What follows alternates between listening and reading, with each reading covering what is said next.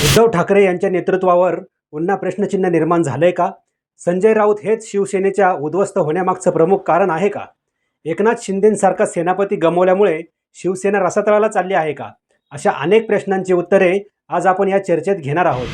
नमस्कार मित्रांनो, मी सचिन खानेकर सच इन लाईव्हमध्ये आपलं स्वागत करतो. सध्या महाराष्ट्राच्या राजकारणात ऑपरेशन टायगरची जोरदार चर्चा सुरू आहे. ऑपरेशन टायगर म्हणजे काय, असा प्रश्न अनेकांना पडला आहे. शिवसेनेत बाळासाहेब ठाकरे यांना वाघ किंवा हिंदू हृदय सम्राट म्हणून संबोधले जात असे. त्यामुळे विरोधी गटातील नेत्यांना पुन्हा मूळ शिवसेनेत आणण्याच्या प्रयत्नांना शिंदे समर्थकांनी ऑपरेशन टायगर असे नाव दिल्याचे मानले जाते. ऑपरेशन टायगर अंतर्गत सध्या उद्धव ठाकरे गटाचे 6 खासदार आपला वेगळा गट तयार करून शिंदे गटात विलीन होण्याच्या तयारीत आहेत. याची अधिकृत घोषणा शिवसेनेच्या वर्धापन दिनी होण्याची शक्यता आहे. 19 जून 1966 रोजी बाळासाहेब ठाकरे यांनी शिवसेनेची स्थापना केली होती. यावर्षी 19 जूनला शिवसेनेचा 60वा वर्धापन दिन साजरा होणार आहे. शिवसेना उबाटा गटाच्या खासदार फुटीमुळे या वर्षीच्या वर्धापन दिनाला एक स्फोटक स्वरूप प्राप्त झाले. एकनाथ शिंदे या दिवशी उद्धव ठाकरे यांना दुसरा मोठा धक्का देण्यासाठी कंबर कसून सज्ज झालेत. मित्रांनो, या सर्व प्रकरणाचा आपण जर व्यवस्थित विचार केला तर आपल्या असे लक्षात येईल की स्वर्गीय बाळासाहेब ठाकरे यांच्या खऱ्या विचारांचे वारसदार आणि रक्ताच्या नात्याने बनलेले वारसदार या दोघांमधील हा संघर्ष दिवसेंदिवस वाढत असून रक्ताच्या नात्याच्या वारसदारापेक्षा विचारांचे वारसदार हे वरचढ ठरत आहेत. बाळासाहेब हे हिंदुत्वाच्या मुद्द्यावर कायम ठाम होते. त्यांनी काँग्रेस आणि राष्ट्रवादी पक्षाबरोबर कधीही प्रत्यक्ष हात मिळवणी केली नाही. काँग्रेसबरोबर जाण्याची वेळ आली तर मी माझी शिवसेना बंद करेन असे ठाम मत त्यांनी ऑन कॅमेरा व्यक्त केलं होतं. आज उद्धव ठाकरे हे संजय राऊत यांच्या नादी लागून बाळासाहेब ठाकरे यांच्या विचारांना अक्षरशः पायदळी तुडवत आहेत. एकनाथ शिंदे यांनी बाळासाहेबांचे विचार सोडले नाही. आज या व्यक्तीवर पक्षातील अनेक कार्यकर्ते, नगरसेवक, आमदार, खासदार एक वेगळ्या आशेने आणि विश्वासाने पाहत आहेत. शिवसेना पक्षातील सर्व वाघासारख्या कार्यकर्त्यांना एकजूट करून एकत्र बांधून ठेवण्याचं सामर्थ्य हे एकनाथ शिंदे यांच्याकडे आहे. उद्धव ठाकरे आणि संजय राऊत ही जोडी शिवसेनेसारख्या मोठ्या वृक्षाला लागलेल्या परजीवी वनस्पतीप्रमाणे आहे. यांचं कर्तृत्व तसं काहीच नाही. आयत्या वेळात नागोबा अशी या जोडगळीची अवस्था आहे. पक्षासाठी रात्रंदिवस झटणाऱ्या कार्यकर्त्यांना हे गुलामाप्रमाणे वागणूक देतात. सध्या वेगळा गट स्थापन करणाऱ्या खासदारांपैकी 2 खासदार चार्टर प्लेनने दिल्लीला रवाना झाले असता संजय राऊत म्हणाले की रिक्षात बसायची लायकी नसलेले हे खासदार आज चार्टर प्लेनने प्रवास करत आहेत. अशा मानसिकतेचा व्यक्ती कसा काय पक्षाला एकत्रित बांधून ठेवू शकतो?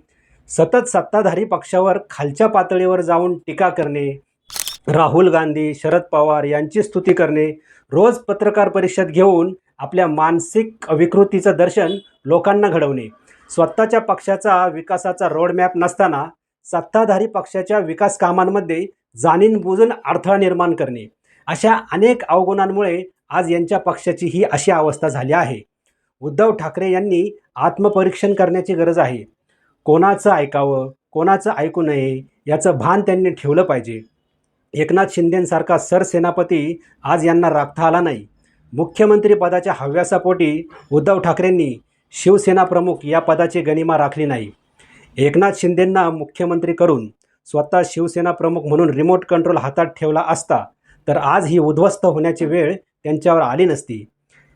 असली हिरे की पहचान जौहरी ही कर सकता है आणि ती पारख करण्यात नरेंद्र मोदी आणि अमित शहा यशस्वी झाले.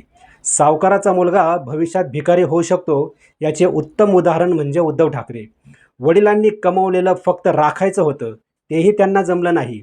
दुसऱ्याच्या बुद्धीने चालणाऱ्याची ही अशीच अवस्था होते. एक चहावाला पंतप्रधान होऊ शकतो, एक रिक्षावाला मुख्यमंत्री होऊ शकतो. हीच भारतीय लोकशाहीची खरी ताकद आहे. काही लोक हे अजूनही गुलामगिरीच्या मानसिकतेतून बाहेर आलेले नाहीत. त्यांना असं वाटतं की राहुल गांधी, उद्धव ठाकरे यांचा राजपुत्राप्रमाणे या सिंहासनावर हक्क आहे. पण लोकशाहीत राजपुत्रामध्ये जर योग्यता असेल तरच लोक त्याला सिंहासनावर बसवतात, नाहीतर त्याचा करेक्ट कार्यक्रम करतात. मित्रांनो, राजकारणात कोणताही पक्ष एका दिवसात उभा राहत नाही आणि एका दिवसात संपतही नाही. त्यासाठी हजारो कार्यकर्त्यांचे घाम, अश्रू आणि त्याग लागतो. शिवसेना ही फक्त एक राजकीय संघटना नव्हती, तर लाखो शिवसैनिकांच्या भावना आणि बाळासाहेब ठाकरे यांच्या विचारांची चळवळ होती. आज प्रश्न एकनाथ शिंदे किंवा उद्धव ठाकरे यांचा नाही, प्रश्न आहे शिवसेनेच्या भवितव्याचा. प्रश्न आहे त्या सामान्य शिवसैनिकाचा, ज्याने आयुष्यभर पक्षासाठी झटूनही आज स्वतःला अनाथ वाटण्याची वेळ आली आहे. ऑपरेशन टायगर यशस्वी होणार की नाही, खासदार खरंच शिंदे गटात जाणार की नाही, याचे उत्तर येत्या काही दिवसात मिळेल. पण एक गोष्ट मात्र नक्की आहे, कोणत्याही पक्षाचा पराभव विरोधक करत नाहीत, तर चुकीचे निर्णय, चुकीचे सल्लागार आणि वास्तवापासून दूर गेलेले नेतृत्व करते. उद्धव ठाकरे आत्मपरीक्षण करतील की नाही, संजय राऊत यांच्या भूमिकेचा फेरविचार करतील की नाही आणि शिवसेनेचे उरलेले नेते व कार्यकर्ते कोणत्या दिशेने जाणार हे येणारा काळच ठरवेल. तुम्हाला काय वाटतं? शिवसेनेच्या आजच्या परिस्थितीसाठी नेमकं कोण जबाबदार आहे? उद्धव ठाकरे, संजय राऊत की बदललेले राजकारण? तुमचं मत कमेंटमध्ये नक्की लिहा. व्हिडिओ आवडला असेल तर लाईक करा, जास्तीत जास्त शेअर करा आणि अशाच परखड, निर्भीड आणि अभ्यासपूर्ण राजकीय विश्लेषणासाठी आपल्या सच इन लाईव्ह चॅनलला सबस्क्राईब करायला विसरू नका. मी सचिन खानेकर, कॅमेरामन चैतन्य खानेकरसह आपली रजा घेतो. नमस्कार.